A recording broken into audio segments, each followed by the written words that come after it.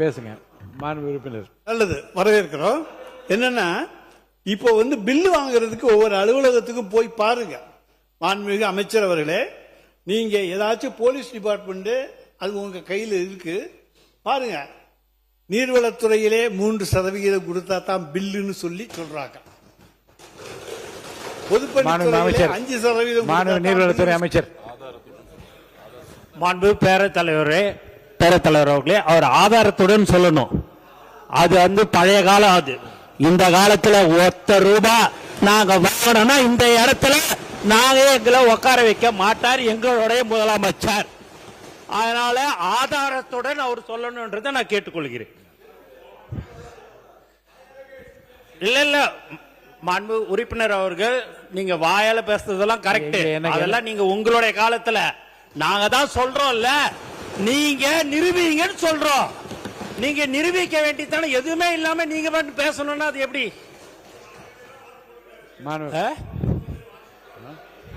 யாரு போட்டிருக்கிறா?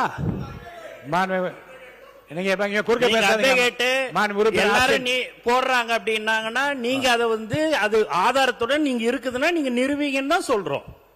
நீங்க எதுவுமே நீங்க என்னங்க நீங்க பில்லுக்குன்னு சொல்றீங்க, அதுக்கு இந்த மாதிரி பில்லுக்கு கொடுத்தாங்கன்னு சொல்லுங்க. அது ஏன்னா பழக தோஷமா இருந்திருக்கலாம்னு நான் நினைக்கிறேன். உறுப்பினர் ரகுபதி பேச ஆரம்பிங்க, தொடர்ந்து பேசுங்க.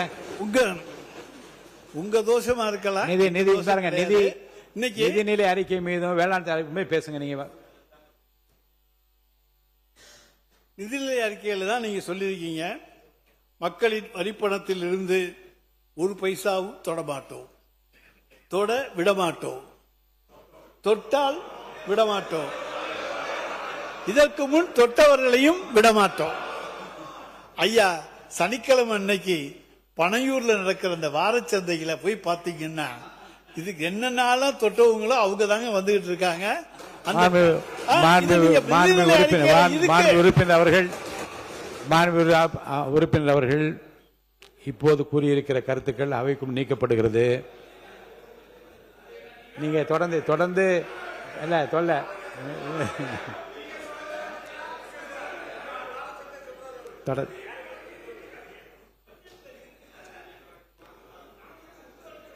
எவ்வளவு நேரம் பேசு.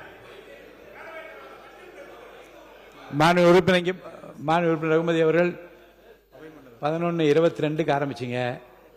வேறுங்க அவை முன்னவர் வாங்க. மாண்பு பேரவைத் தலைவர் அவர்களே, மாண்பு உறுப்பினர்கள் இங்கே பேசுகிற போது ஒன்றை சொன்னார். அவர் சொல்லுகிற போது பனையூரை பற்றி சொன்னார். நீங்களும் அங்கே இருந்து நான் இங்கே மாறி இருக்கிறேன் என்பது நாடறியும்.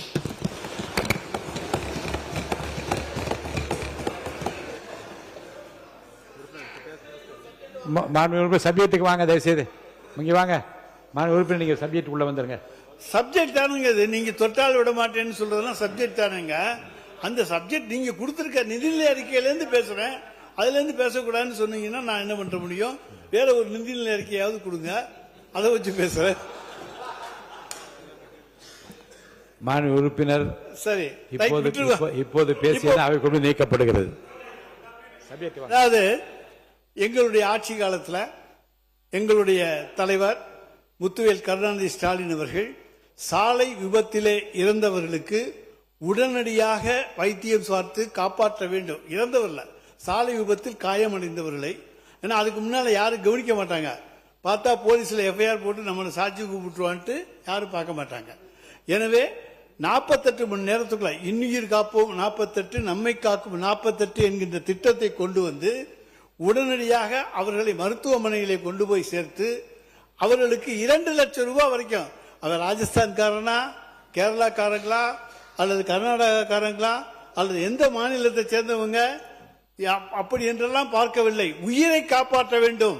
தமிழ்நாட்டிலே விபத்தினாலே ஒரு உயிர் போகக்கூடாது என்கின்ற அந்த சீரிய நோக்கத்தோடு 2 லட்சம் ரூபாயை உடனடியாக, நீ யார் பணத்தையும் யாரையும் எதிர்பார்க்க வேண்டாம். அந்த காயம்பட்டவனுடைய தாய் வருகிறாரா, தந்தை வருகிறாரா, மகன் வருகிறாரா, மகள் வருகிறாரா பார்க்க வேண்டாம். நீ உடனடியாக அவர்களுக்கான வைத்தியத்தை செய், அதற்கான பணத்தை இந்த அரசு தரும் என்று தந்தவர் எங்களுடைய மாண்புமிகு முத்துவேல் கருணாநிதி ஸ்டாலின். இன்னைக்கு அந்த திட்டத்தை பத்தி இதில் எதுவும் காணும். விபத்து காப்பீடு திட்டம் அப்படின்னு போட்டிருக்கீங்களே தவிர இந்த ரோடு ஆக்சிடென்ட்ல 2 லட்சம் ரூபாய் எந்த கேள்வி இல்லை. எஃப்ஐஆர் இருந்தா போதும், எந்த கார்டு எதுவுமே தேவையில்லை. அந்த திட்டம் இருக்கிறதா என்பதை நம்முடைய மக்கள் நல்வாழ்வுத்துறை அமைச்சர் அவர்கள் தன்னுடைய மானிய கோரிக்கையில கூட சொல்லலாம். மக்கள் நலத்துறை அமைச்சர் அவர்கள். மாண்புமிகு பேரவைத் தலைவர் அவர்களே, மாண்புமிகு உறுப்பினர் குறிப்பிட்ட அந்த NK48 என்ற திட்டம் கண்டிப்பாக இந்த ஆட்சியிலும் தொடர்ந்து கொண்டுதான் இருக்கிறது. இந்த கடந்த 90 நாட்கள்ல பல உயிர்கள் இந்த திட்டத்தின் மூலமாக காப்பாற்றப்பட்டிருக்கிறார்கள் என்பதையும் நான் தெரிவித்துக் கொள்கிறேன்.